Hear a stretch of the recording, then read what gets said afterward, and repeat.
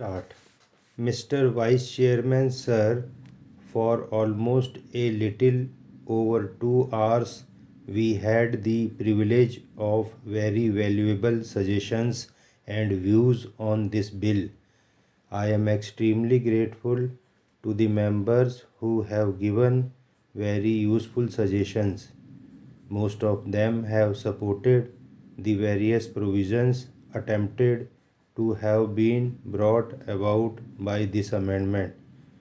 There have been, however, issues and questions which have been raised, and I think it is important that those queries or words of caution are also dealt with.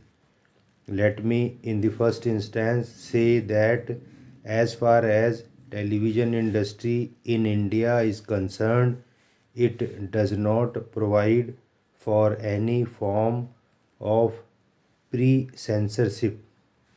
What is shown on television is subject to a code which the law has regulated. If anyone broadcaster involves that code, it only at that stage that the law steps in to prohibit somebody or take action against somebody who is violating that code. Therefore, this is not really a censorship law.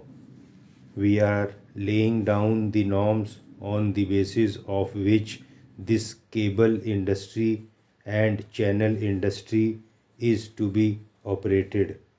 There are several provisions which have been made in this bill, and as far as the first and most important provision is concerned, we have deleted the proviso to section 5 and section 6. I am grateful that no member has said that there seems to be some kind of discrimination. There has been a virtual unanimity in the House. One question has been raised with regard to authorized officers. Earlier, in some provision of the Act, it was said that the central government or the state government could really take action. So the question is, are we really eliminating the powers of the state government by nominating the authorized officers in the Act itself? No, we are not doing that. The difficulty was that the operation of this Act had to be done at the level of each district and subdivision. But what was effectively happening was that the officers there were really officers of the state governments who had to enforce the act, but they had to be notified either by the central government or by the state government. This was not being done. So we have brought in a generic clause where we have said that a district magistrate or a sub-divisional magistrate or a commissioner of police will be the authorized officer. Therefore, sir, all officers that we have named and nominated as authorized officers under this act are really officers who are working with the state governments under the jurisdiction of the state governments. We have not taken away any powers of the state governments. You also mentioned, and very rightly so, that in some states there is no commissioner of police. You may have to nominate a superintendent of police or a director general of police.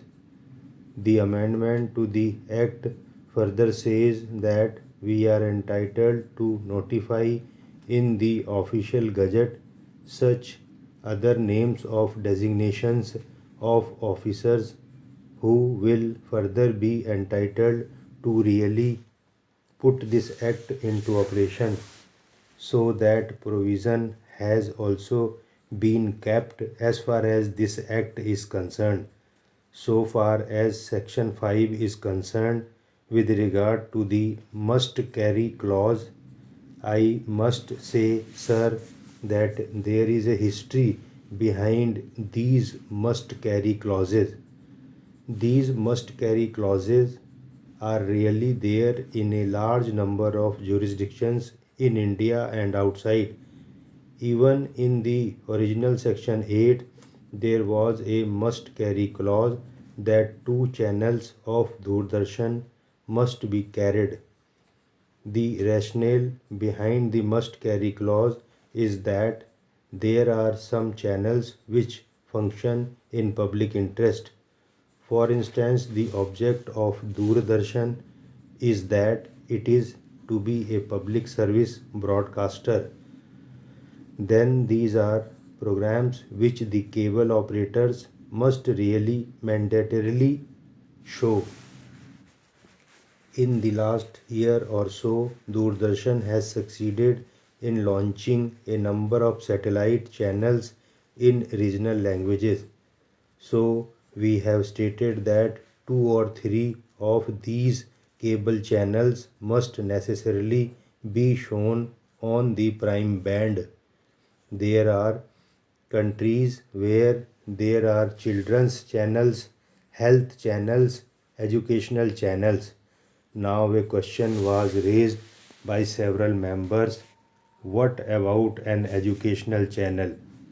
On the 26th of January this year, the Ministry of Human Resource Development and the Prasar Bharati started a program on educational standards. We have some UGC courses on the national channel. It is a channel which is exclusively an educational channel. It is India's first educational channel. This educational channel has very good quality programs that are produced by the Indira Gandhi National Open University. But unfortunately, most of the cable operators are not carrying it.